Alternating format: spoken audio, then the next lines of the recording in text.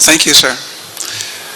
Mr. Chairman, members of the Truth and Reconciliation Commission, I'd like to say I'm very happy that you've invited me to come. If my memory serves me right, about 7-8 months back, I had personally gone to the TRC to find out why the process was kind of slow, and there I had told the chairman of the commission that if it's this kind of slow and realizing that I had a role to play, I would like to come forward to, maybe help the process, hoping that other people who were involved with the fighting force might come forth. And he said, oh, well, we're happy to know that we will get back to you. So I'm really happy to be here. And to all of you in the audience and to those non-Liberians who are here and those who are not here, I am really happy to be here, and I think the TRC is a good thing because there are three sides to every story: your side, my side, and the truth. And I think it's the truth that we've all come to be able to say to all of those who are listening to this program. My name is Saye-Taayor Adolphus Dolo. I come from Nimba. My father is deceased. My mother is alive. I started life very young.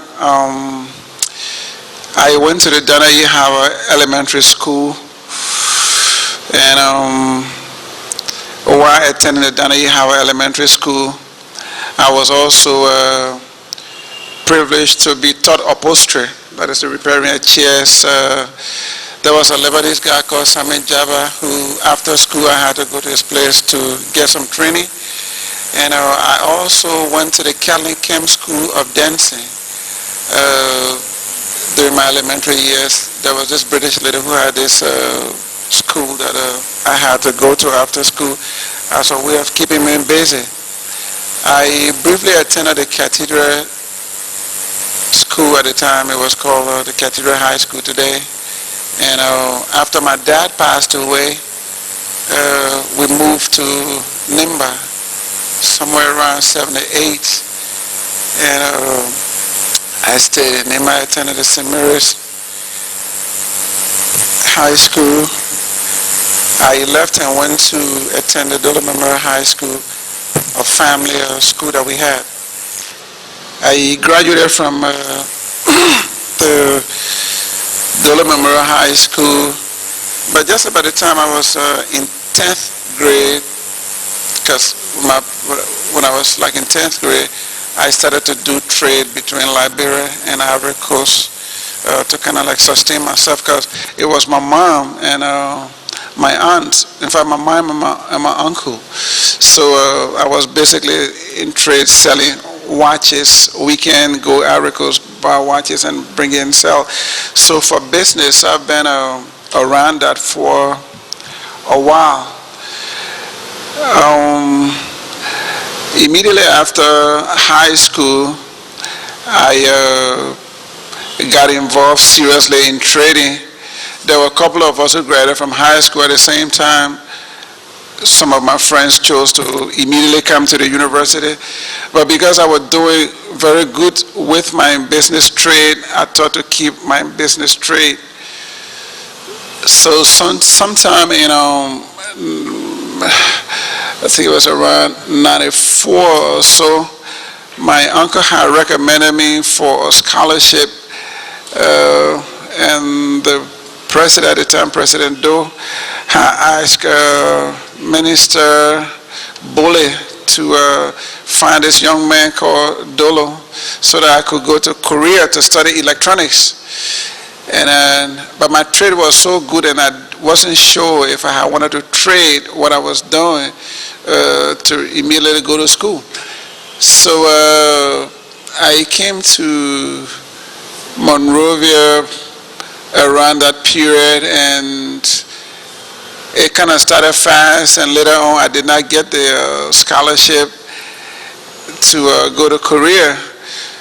So in between there, whatever resources that I had doing my business, it was not much to sustain the kind of business that I was doing.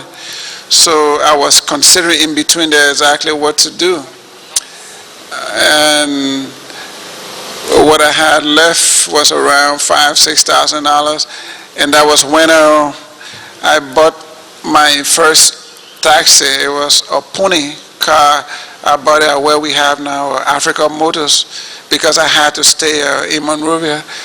So just around that time, I also took the University of Liberia entrance, and I made a pass and enrolled at the university.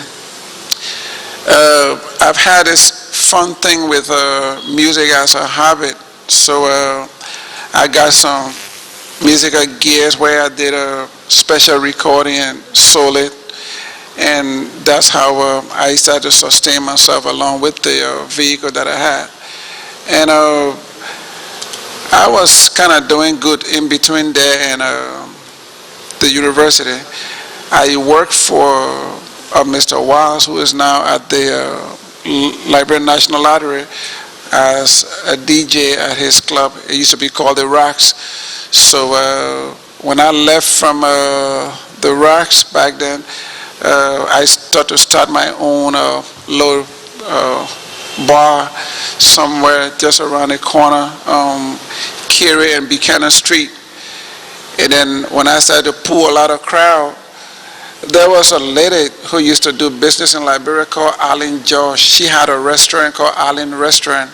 So I partnership with her, and she ran the restaurant, and I rented the bar from her. That's where now you call Pepper Bush. I used to have a club there. In fact, it was on just before we had this problem with the war. While at the university, maybe around 87, I'm not sure, maybe if the chairman have a good memory, maybe he will help me. But somewhere around that time we had, it was the year when Wogabi Tapia was a student, also president. I don't know, it was 87 or 88. Sorry, I just need that information. 87. Okay, around that time, so somebody had told him that there was this young man who was in business and maybe he could help also. And he had approached me, and I was appointed chairman for Social Cultural Affairs Committee at the University of Liberia. There when my student activism really picked up. So in between time, we all had some problem with the government. Sometime, we get arrested, and next time, we are out. So these were some of my upbringing. And there was this time, I really don't remember, but we had some serious problem with the government at the time.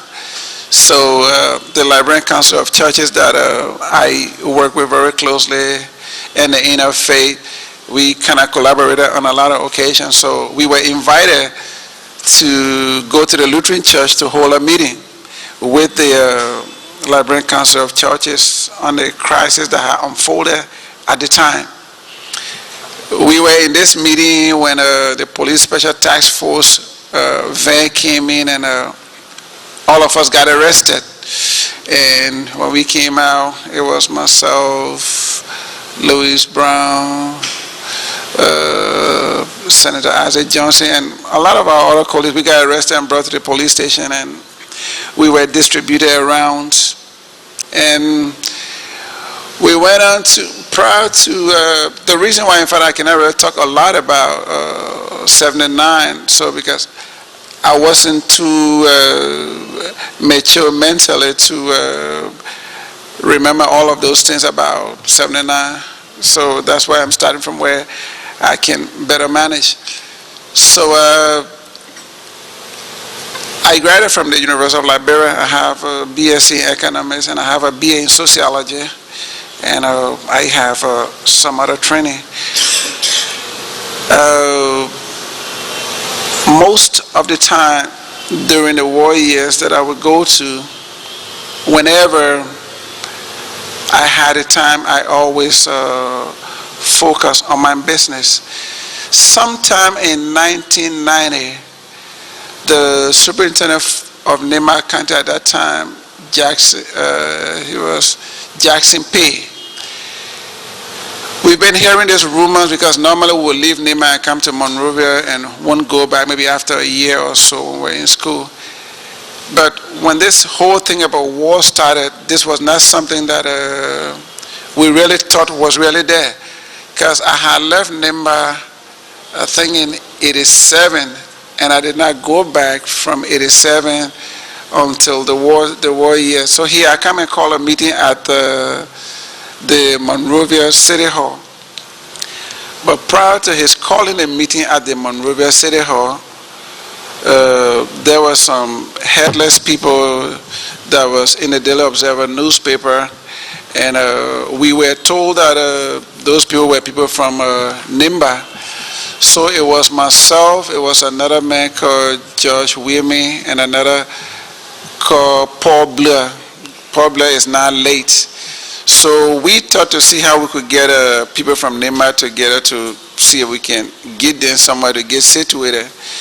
So where we have now the Lone Star, where you have the head office of the Lone Star Communication Center, there used to be the head office of the UNDP. So we went and talked to the people there about what was happening to see if they could help us. And in the process, there were a lot of citizens that follow us. So when we got there, they said they were so afraid that they couldn't come out. So they were to stay. We had stayed there when Jackson Pay came and called this meeting, and he told us that indeed it is true that there is war going on in Nimba, and he thought to let us know, since indeed he was the superintendent, from Nimba. And at that meeting, he appointed me as head of what he called the Nimba Student Crisis Management Committee. And our responsibility was simple: to see how we could get the students that were fleeing the war from Nimba to enroll into school here, or to have like an after-school program. That was what we were supposed to do. So at that point, immediately after that meeting, I approached the YMCA to see if they could help to provide some facilities for us. Because back in the days, there was always this competition between Nimba, Lofa, academic competition. Everybody wanted to have, a lot of their people in school. So we wanted to make sure we were not left behind. But then we were so overwhelmed by the task at hand that people took that to mean that those people that were coming out of Nimba as displaced people who were supposed to find a place for them to stay. So we were trying to get people together. I remember we went to ADP, I remember there was a time, in fact, when I even went to Shika from my corner to Ice Came. I remember he used to live somewhere towards the market, some little street there. If it was possible for us to even use the Islamic school that is on I think it's Rana Street, that's Macklin Street, and all of these discussions were going on. When we got to know now that we were being followed by the state security, we've been there sleeping off and on. Sometimes, like, there's a little church right around the corner here, right around Broad Street. It's an Episcopal, this Kimberly Church.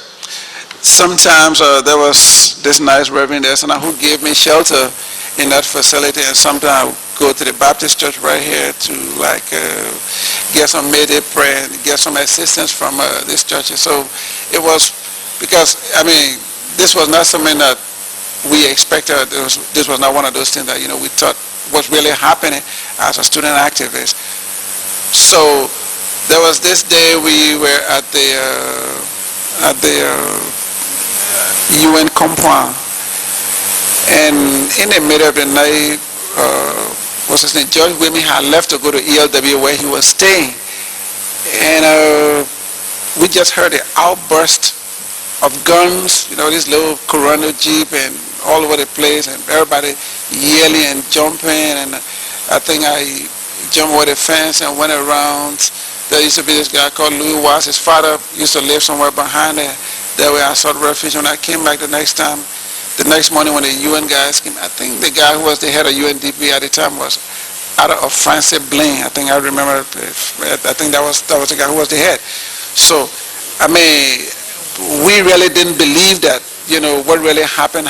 We know we heard all of these things about war because back in the days, like the day of the coup, I was so young to really remember what was unfolding. So they didn't know what to do. I think at about 1:30, 2 o'clock, Mr. Dole came, the former President Dole, he came at the UN compound and told us that he was really sorry for what happened, and those were not things that he ordered, and he was very sorry, and he told us that for our own security, it was good that we left the premises. So after he got to speaking, he asked for the person that was responsible for the people being there, and then I came forth and said, well, our brothers, where these people follow us, and we came here, and said, well, it would be good for you people to leave. So then I told him that, well, we kind of very scared because if we came to this UN place and this is what happened, we don't know where to go. And I remember he saying, well, it's better that you leave, because if you stay here and anything happens, you cannot hold us responsible. I remember that very well. So after he left, I was in a real predicament because I was really so young, and all of these people, very older people, were like looking up to me to provide some direction. So at that point, I had sent somebody to the Liberian Council of Churches office. They used to be somewhere on Cinco around the 12th Street area. At the time, one Levi Moulton was the president of the Liberian Council of Churches. So he came along with some members of the Liberian Council of Churches at the UNDP headquarters, and they were also very surprised at what had happened. They came and brought us some sandwiches with Kool-Aid, and they said, well, they didn't know what to do. So they asked me what I thought, and I said, well, the only thing could be maybe to go to the nearest church, and I think it was him, Bishop Kula, and somebody. So they had all of us in line, and we left the UNDP compound and came to the Methodist church. In fact, it was at the Methodist church that we had the first Displaced, what is now considered Displaced. It was where we had the first Displaced facility. So we came in at the church, and once people knew there were a lot of people at the church who had gathered there, then a lot of people began to come.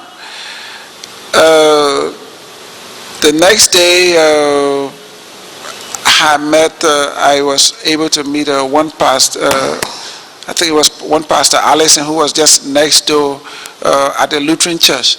And I think the Liberian Council of Churches has spoken with their bishop overnight, and they said they were going to allow us to use the Lutheran facilities. So that we had the Lutheran facility. There was a young man from Nimba who was called Dolo. He had called me and told me that the Japanese ambassador at the time had left the ambassador residence with him, and we could also have some people stay there. And that's somewhere behind the Sophie's ice cream place. So we were able to have some people stay there. That's how come we began to establish these little facilities. In 1990, I really never, and like every Liberians will know, we never really knew there was anything called NGO. The first time I really saw NGO was like in 1990. And like a lot of Liberians here will know, back in the days, Liberians didn't really crave to work for the UN, so we didn't really know that UN has so many branches and stuff like that. But then we saw a lot of people, coming in to help. There was like, the first group I think we saw was the MSF people. They said they came to help provide us sanitation and health facilities. Then there were so many that I can't remember the There was some Catholic organization. There was another group called Concern. So every time they came, we would meet and talk, and things started to get real fluid. And then other centers was established around St. Teresa Convent, the J.J. Roberts School. So there were several centers, and all of these centers had some heads. We've stayed in this facility. Things were not so bad, but they were not so good because we all had to like sleep on the floor. And every time a lot of people would come, every day people would come, there were influx of people. So I don't have a good recollection, but we were there pretty okay. There were some cases of diarrhea here and there. But this unholy day of July, I think it was, well, July 26 have come and passed, and things were really getting tense. July 27, things were like getting real bad. Then on the, I think it was on the 28th, 29th, at about say 3 o'clock, I've just come from the Methodist compound and gone to the Lutheran church to sleep. But while I was crossing, I saw some looting going on by some soldiers. But then this other group had just come to where we have this Cinco shopping center. And that was when I went in, and we normally go in, stay a while, and in the evening say our prayers. But it was a lot that was in Cinco shopping center that they tried to get out of Cinco shopping center. So all of that bang started. Then later on, I think they came around the housing bank area. At about 8:45, 9 o'clock, the noise started getting closer. Adjacent Lutheran church, they had several bars, and I remember this one, Harper's Lunch. So the noise I got it close to Harper's Lunch, and we really just thought it was just normal looting of things and stuff like that. So when they got to Harper's Lunch, we heard this bang and bang and bang. And later on, they moved into the next adjacent place, because you could tell by the sound as it got, closer.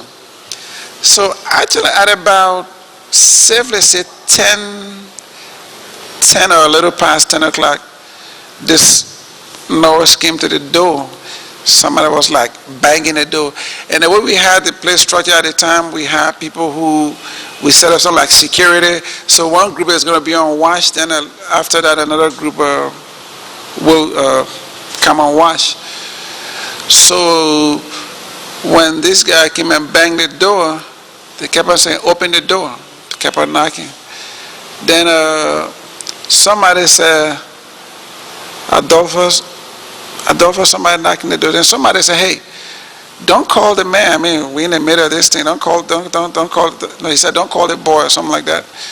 So immediately after that, around that time, we just heard the door, coming down, and the next thing was just the outburst of guns here and there. And I don't remember anything until maybe about 6:37. I could tell the voice because it was not a black person. It was this lady, I think a Canadian, another tall Canadian fellow who lived further down. They were the first people that came in. When they got to the place, it was like, is anybody alive? Is anybody alive? And in the middle of all of those chaos, I remember I had this big trench coat, and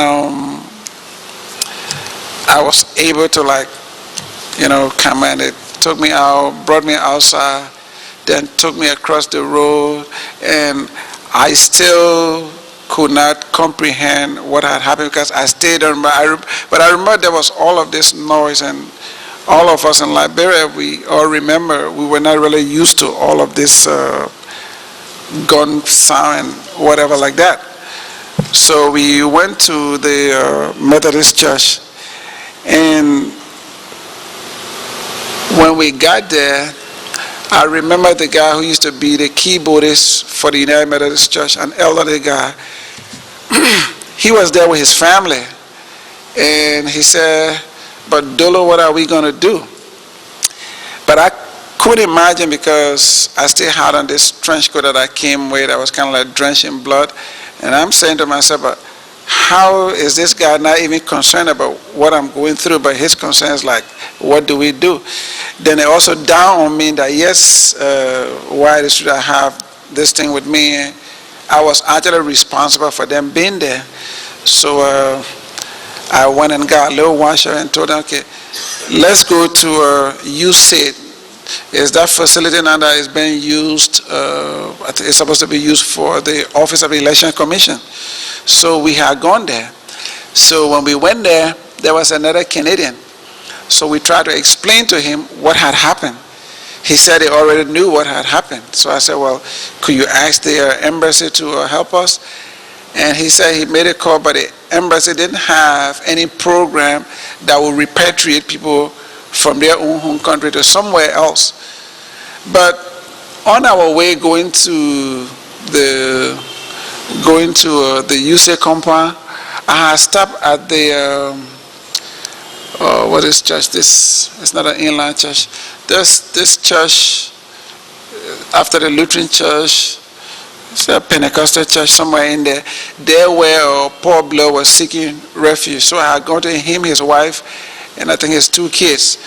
He said, oh, Dolo, I can't let you go alone. I have to go with you. And among several regrets that I have, that's indeed one of the biggest regrets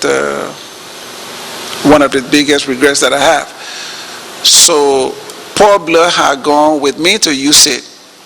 So when we got to USAID, and there were so many things that was crossing our mind. There were several vehicles.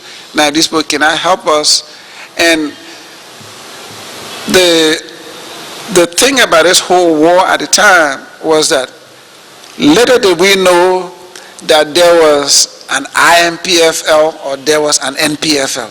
It was, I mean, a lot of Liberians that were around, most people who were in the Monrovia side, they couldn't tell, because there were times you listen to the radio, they say, well, we're sending requests to this person in this area, so you just thought things were really, okay, and maybe it was only at your end.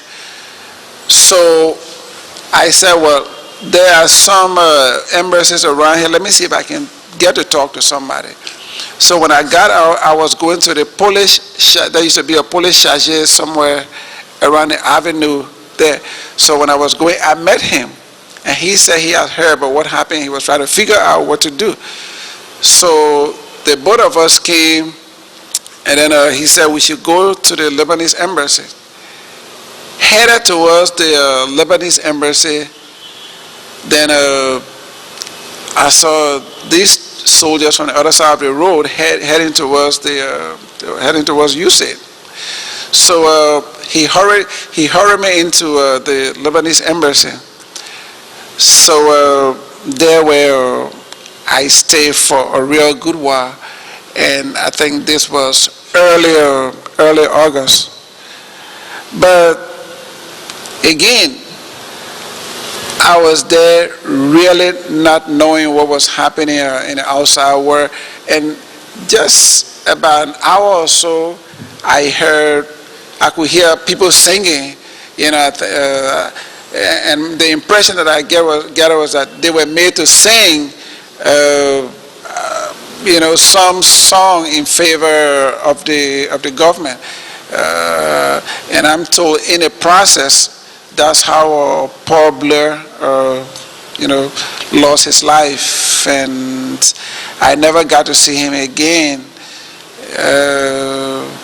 I know for a fact that the school that he graduated from in Canada, they were able through Equip to get to his wife and kids, and his wife and kids are now in Canada where they live. So basically this was my own experience with regards to the incident at the Lutheran church. But what I like to say to you, Mr. Chairman, members of the commission, and you, the audience, and Liberians in the diaspora, that I did not go out of Liberia, out of the country, or to Libya to get trained. I was right here in Monrovia like any other young man, and the war came and, met me here. I wasn't a wealthy person then. I'm not a wealthy person now.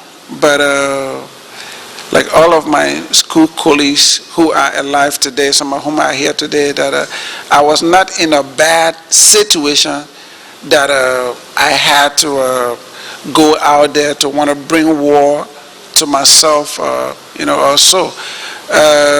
Like I told you earlier, as early as 1983 or 85, thereabout, when I came to do the scholarship thing, that was when I owned my first vehicle.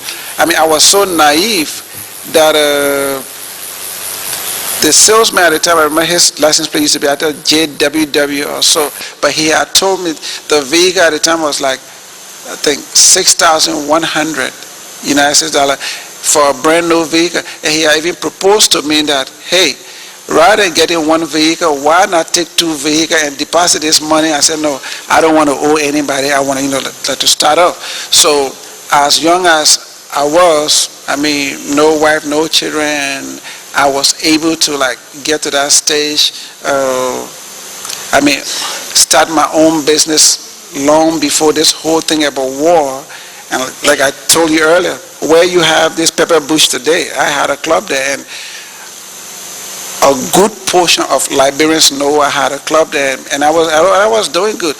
I don't smoke cigarette, I don't drink liquor, I don't do drugs, so I mean that was just okay, and I had no reason whatsoever to try to bring war on Liberia or onto myself. But again, bad things happen to people, and then sometimes you find yourself in the wrong place at the wrong time, and have no explanation for why you are there. And I've been listening to people who came here before me, but before I go further, I like to say that considering this senseless war, which created caused a lot of death, displaced a lot of people, destroy infrastructure. It just bothers me that other speakers who've come here earlier, have tried to treat this place as though is like a circus. I mean, it bothers me because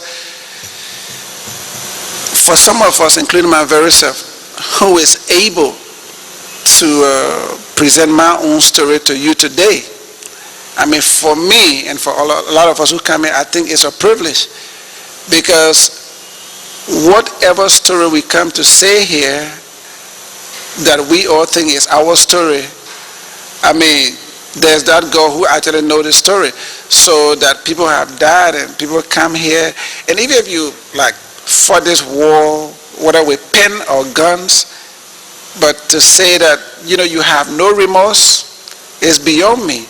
And I really, really, really, really regret this war and everything that came with it. And I am very, very, very sorry for everything that ever came, with the war. And I will hope that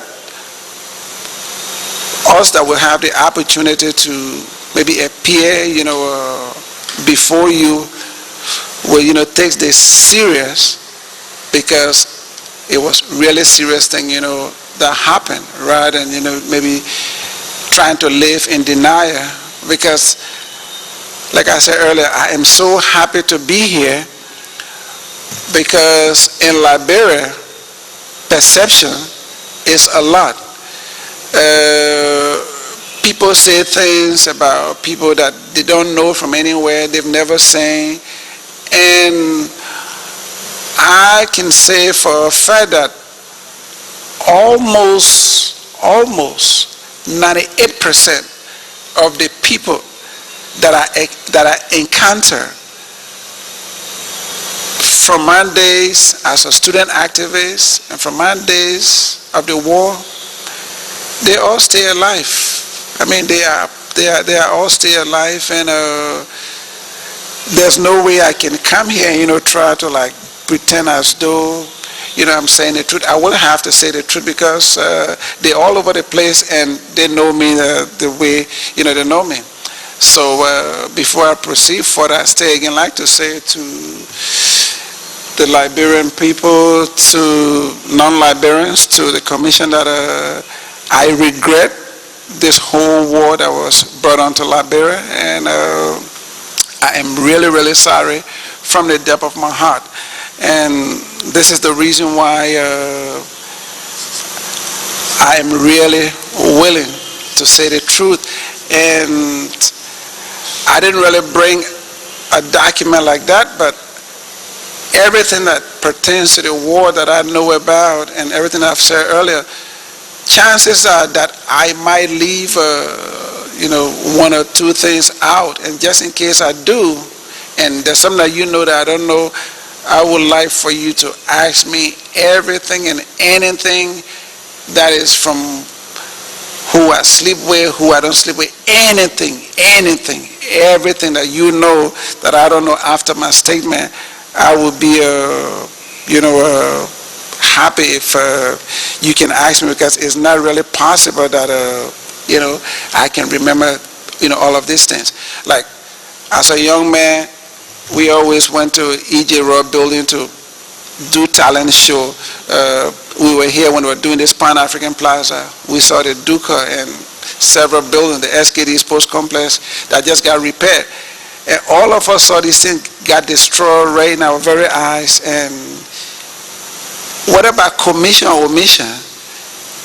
You come here and say you don't have a regret or you're not sorry? I mean, like I said, something have to be wrong, because look at how far back, this war, has sent us. And I don't think this is something that, anybody ever pray for. But going back to, now going towards how I got involved with the war process. I had sought refuge at the Lebanese embassy for a little over 2 weeks after the Lutheran incident. But then I could tell from in there, it was just this 4-foot wall, but I could tell from in there that things outside was not really pretty, because a lot of the Lebanese merchants who have supermarkets and things have brought their wares into the Lebanese embassy compound. And now this is around August. And about that time, the soldiers were sent from, what the story was, from what I saw, the special were sent to get some food, because all of those that were able to keep some stuff from the supermarket was all at the Lebanese embassy. They were able to keep some food in the place that said they would come to, get supply. But then, as more people came in and out, I was like in this little corner, but I was like really, really very uncomfortable. And the Lebanese people themselves were getting a little uncomfortable, and I could tell. So because I was getting so uncomfortable, and they were also getting so uncomfortable, the space became smaller, because a lot of Lebanese that were living in Cinco started to move into the embassy. So sometime around mid-August, I don't know very well, I had gone to them to tell them, hey, I think you've done me well, and I think I'd like to be leaving. At the time, there was some cessation I don't remember well, but those who were out will remember. But somewhere in August, there was some cessation. And then, prior to that, then there was this news that there was a Prince Johnson, but that there were two forces. We still didn't know at that moment, because every time there would send requests to put in Synco, so you just thought things were normal. So when I told them I was leaving, the ambassador, whose name I can't remember now, but people are around that know the story. Some Lebanese are around that can, just in case you need to talk to the ambassador, I can give you the name of the ambassador. It was him, and there was a guy. They used to be the owner of Ashi supermarket. A lot of people. They got together. Excuse me. They got together, and I think they gave me like a little over $2,000 or $3,000. It was in US dollar. But what I couldn't understand was, though I was inside, but I'm sure there was nothing you could buy or whatever. Maybe it was like, see if you can use this to get yourself anywhere, or it's like maybe we're not going to see you again. But I mean, it was just because I really couldn't understand. They gave me that money, and I think they gave me like this extra corned beef. They gave me 2, and I took the risk one very early morning, and I navigated my way.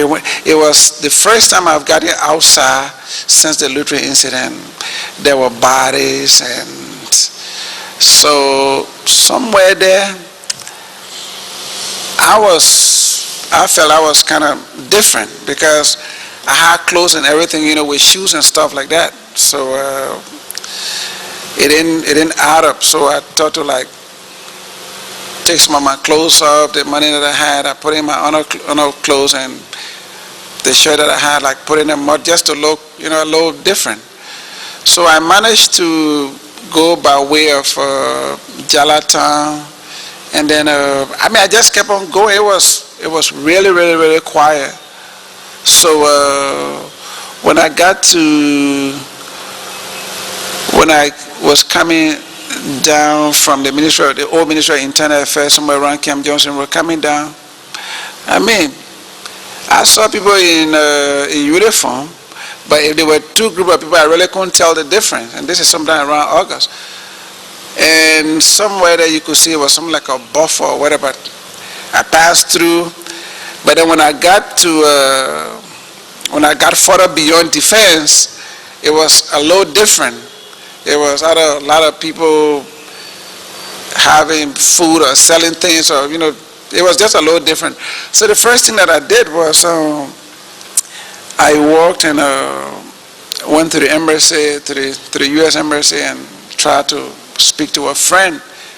But when I got there, what I was told was that that friend was out of the country. So then I left further to go towards Waterside. But there, with all the money I had, I was still hungry, because everything I came across was really like butter, the box butter and things like that. So those were not things that you would eat when you were hungry. So when I got to Waterside, because I spent a good bit of my life in the military barracks. My father was a soldier. So he was always commanders in the various military barracks, and there where I grew up. So when I got across the bridge, there was always, they said, well, there were Geo people, Manon people.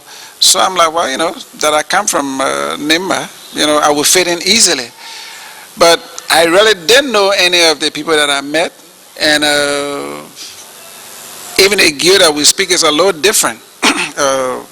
Like, my Kafma was from Nimba, he know the gear different and manner different. So the gear from this side is different from the one from the other side. So I was like, so when they told me that, they had this guy, Nimba Dolo, as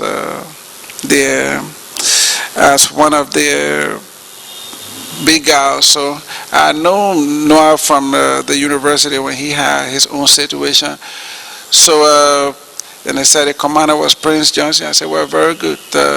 If the commander is Prince Johnson and he came from the army, my father, I'm sure, trained him. So let me see if I can go to, see him. And I waited there for a while, and later I started to trek. I walked and went across the bridge, and every time I went, there was a lot of soldiers, fighter, whatever they were. So I went, and luckily I met Mr. Johnson around the Carway Junction.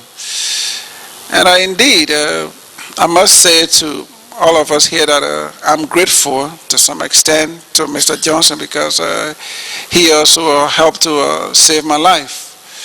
So when I met him, I went to him, and because I've given up. I didn't really care now what happened. I went and introduced myself to him that I am the son of the late Major Adolphus Dolo, and he said, oh, then he started to sing a song that he said my father taught him while he was in the army. Now this was past going deep now into August. So he said, well, okay, can you drink? Take a drink. I said, no, Chief, I can't drink. I'm hungry. He said, well, we ain't got food here. You want to eat? Let's go to the base. I said, yes. I was really, really hungry. So when I got to Kawa, that was different from what I've ever seen, because I was used to being on a conventional military base, but everywhere there was guns here, and I was just really confused. So I went into his compound, and when I got into his compound, and the normal thing anybody would think is that when somebody bring you to their house, they might say, sit down, and the rest of it.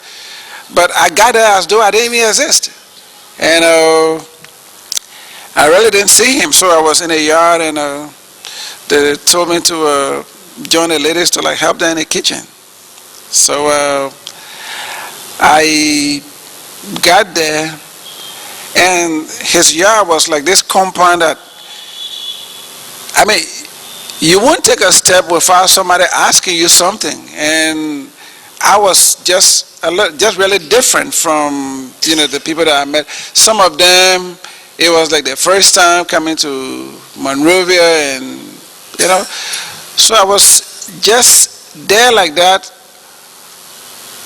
and it went on for a couple of days. So these guys would come and say, but why this man always doing more audio with me here? What is he doing here? This man's supposed to be, how you call it, over there fighting and stuff like that. And every time they came in, then they were always, so I was really uncomfortable. And they thought to show me weaponry in there. And I think because it was on August, I think it was around August 20th, when a group of guys were going towards Fender area. A lot of these guys who came couldn't drive, never saw a vehicle before, so a lot of the casualty was accident. So going towards there, they had a very serious accident with this truck, and there were a lot of wounded people. And then they took them, I think, to Island Clinic. Then there was a guy who was either ground commander or whatever. Then I think from the Dixville area, they said MPF was attacking, and they just came and said that they needed all the men to go, and that was exactly how I got involved with this IMPFL thing. And from my incident at the Lutheran church and coming to the IMPFL base, I really never wanted to die. I really, really never wanted to die. And I would do anything to stay alive, because there was just no way out. So I went into that fight, and I came back looking very, very confused, very stupid, because it was just a lot of noise, and it was like my real first experience. And when I came, they said I couldn't go back to Mr. Johnson's house. Instead, it was like a big compound, so I had to stay in one of the place they call barracks anyway. But meantime, this money that was given me from the embassy, I still had it with me. So there's this lady that I still remember. I went to her and said, "Hey, this is the money that I have, and I'd like for you to keep this money for me." So she took the money. So every time there was some fighting or so, they would pick me up and we would go. And I remember on August 24th, they said NPF was trying to overrun the Freeport area. So that was really my very first major battle, So we went out there, and we were able to contain the situation. And I think it was around that same time that the ECOMOG people were supposed to come. So now in the process, then some of these guys that I were with got to know that I was not like a regular, meaning that I knew how to read and write, and so we started to build a relation. And I remember just about the time ECOMOG had come, to the best of my knowledge, the first ever ECOMOG contingent that fired any bullet in Liberia was the Sierra Leonean. Just around, because prior to this, I used to live on the Capitol Bypass, and we had come and they were attacking from the Stockton Creek Bridge. So I think there was just this low unit.